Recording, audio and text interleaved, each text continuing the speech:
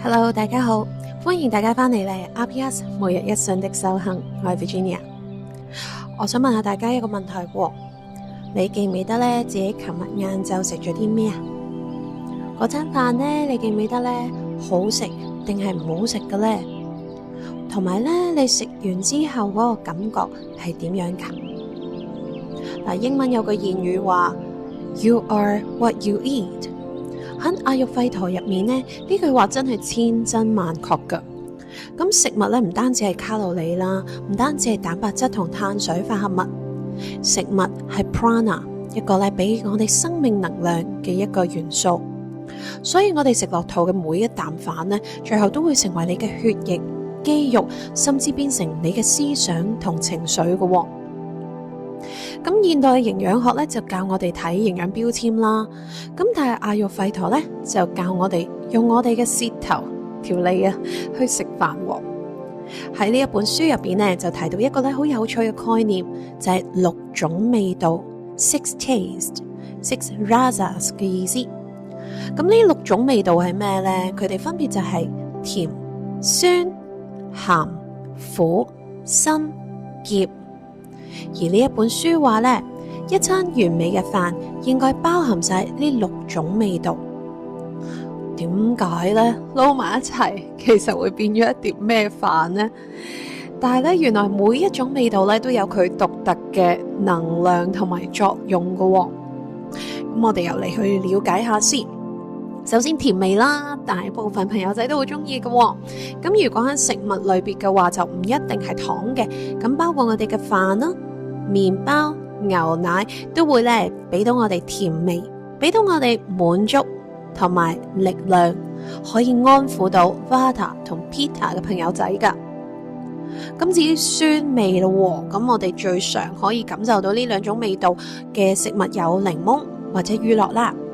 咁呢一啲咧都可以咧幫助我哋嘅消化同埋喚醒我哋嘅味蕾嘅。至於鹹味啦，咁最直接啦，鹽分。咁鹽分咧就可以咧如果適量咁去攝取，可以幫助我哋維持水分，增加食物嘅風味。咁至於辛，即係辣嘅意思啦。咁我哋就可以咧透過辣椒、薑等等去吸收呢一種嘅味道。佢可以幫助我哋咧燃燒脂肪同埋去濕好適合吸花我哋咧土型體質嘅一啲朋友仔嘅。咁至於苦味啦，未必每位朋友都中意嘅。咁我哋都可以透過苦瓜或者一啲好深綠色嘅菜咧，都可以攝取到呢一種嘅味道。咁佢可以幫助我哋去排毒、清熱，其實咧好適合 Pitta 嘅特質嘅朋友仔去攝取嘅。而最後係澀嘅味道啦。咁澀嘅味道呢，就可能有時就咁講澀，我哋未必可以即時聯想到啦。咁但係呢，如果我話豆類啦、茶啦、未熟嘅香蕉，或者其實呢，有啲蘋果呢都係屬於澀嘅類別嘅，即係唔係好甜好甜嗰啲蘋果啦。咁呢，佢就可以幫助我哋呢去吸濕啊。咁如果你食完一餐飯咧，硬係覺得爭少少嘢嘅時候咧，好想食甜品啊，或者食啲零食咧，咁其實應該係你嘅正餐咧係缺少咗某一種嘅味道，而通常啦就係少咗苦味或者澀味嘅。咁所以試下下次煮飯嘅時候，咁你都可以加少少薑黃，薑黃即係 turmeric， 咁其實就會帶苦或者辛呢2種嘅元素嘅喎。咁又或者咧，你可以灑少少檸檬汁，俾啲酸嘅元素落去，咁可能最後咧，你會發現自己嘅滿足感咧會提升多好多嘅。咁我哋咧除咗食咩，其實點樣食都好緊要嘅喎。喺阿育吠陀入面咧，我哋非常之重視 Agni， 就係消化之火嘅。咁你可以想象就係你個胃啦，咁好似咧一個幫你煲緊飯嘅一個火爐咁樣，或者個電飯煲咁樣。咁如果咧你無啦啦喺佢毫無預警之下咧掉啲生冷嘢落去，其實咧就會熄咗我哋嗰個火，或者咧減弱咗我哋嘅消化之火。即係譬如可能你個人熱辣辣啦，行到好興，突然間咧一大杯冰水咧就飲落去喎。咁其實你個胃咧會即刻有一種揦埋啦、收縮啦，然後佢幫你消化嘅能力咧係頓時會減低好多噶。咁如果當啲火弱咗嘅話咧，咁呢啲嘢食咪煮唔熟咯。咁其實咧變相就咧會變成AMA，即係毒素嘅意思，然後就會停留喺我哋嘅身體入面啦。咁所以咧都有幾個好簡單嘅飲食原則喺呢本書入邊睇得到，亦都想同大家分享嘅。咁就係第一啦，避免飲好凍嘅冰水嚇，尤其是喺你食緊飯嘅時候，最好咧就建議飲翻暖水或者至少室溫水啦。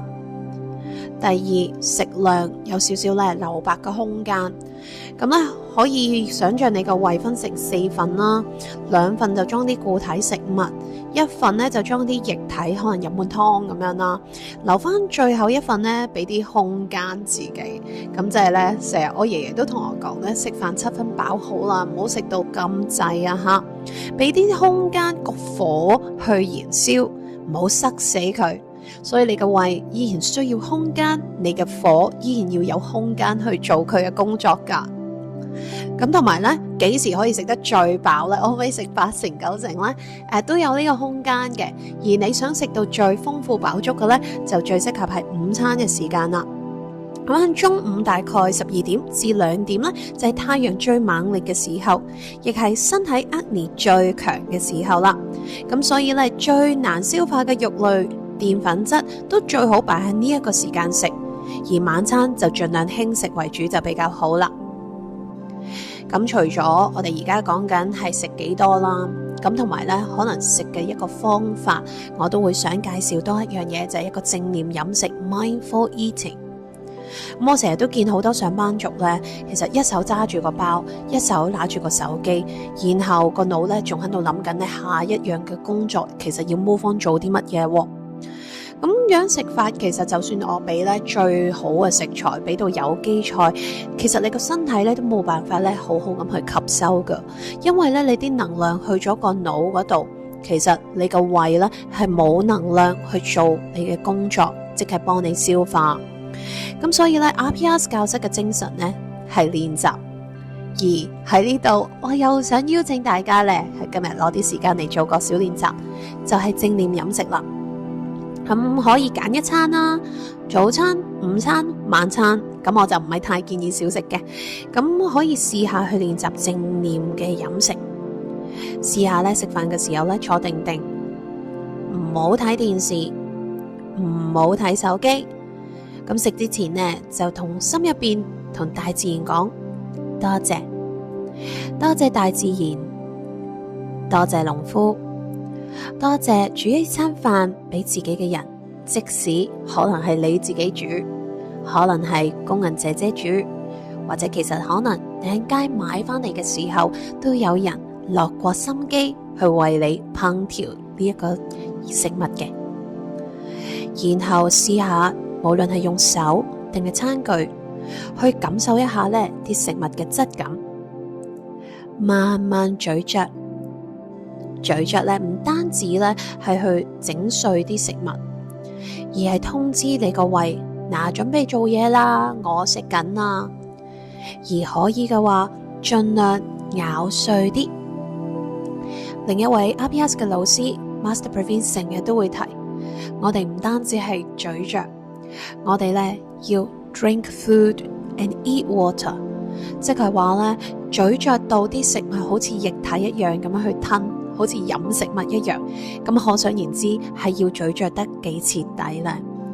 而透過呢個過程咧，其實你就會非常之專注你每一口飯餸，你甚至會發現，咦，原來白飯都可以咁甜美，原來青菜都可以咁有鮮味嘅喎。咁好多同學仔咧都會問啦，咁其實咧，如果我帶飯，咁帶咩好啊？咁我都會建議有一種我哋屋企成日食嘅一個餸菜叫做khichdi。咁其實咧就係一啲好似粥或者好結嘅粥咁嘅意思。咁呢一個咧就其實係阿育吠陀裏面呢一個好療癒嘅食物嚟㗎，好易整嘅啫。咁你需要嘅咧係白米啦、綠豆。綠豆咧去咗皮嗰種啊，即係我哋咧食粽入邊見到黃色嗰啲叫綠豆啦。咁薑黃粉 turmeric powder、孜然粉，同埋咧少少嘅鹽，同埋如果可以嘅話咧就要少少ghee 酥油喎。咁其實咧，我可能就會好簡單話，所有嘢咧就放足夠嘅水量擺晒落電飯煲就得啦。咁通常我哋屋企咧傳統就會係喺明火上面去煮嘅。咁我哋就算煲粥都係喺明火上面煮，去加翻啲火元素落去。咁但係咧，其實以最方便都係的確可以喺電飯煲裏面煮成一啲粥嘅 texture， 咁就可以噶啦。因為咧綠豆可以幫助我哋去火排毒啦，白米可以提供能量。而頭先提到嘅薑黃、孜然粉嘅香料咧，可以幫助消化。咁所以有時當你個身體覺得好重啊，或者咧大病初愈，咁你可以咧食一日嘅 Khichdi， 咁就可以好似幫內臟咧做咗個 SPA 咁正噶。咁我咁啱屋企咧今日就係煮 Khichdi 啦。食物對於我哋嚟講，可以係一種藥，亦都可以係一種享受。所以我希望大家咧由今日開始咧，唔好再當食飯咧，好似例行公事吞咗啲嘢落去，都唔知自己食咗啲乜，而係好似咧每日3次嘅一個好神聖嘅儀式一樣。下一集我哋就會講下點樣順應季節去過一個唔同嘅春夏秋冬啦。下集再傾，Namaste。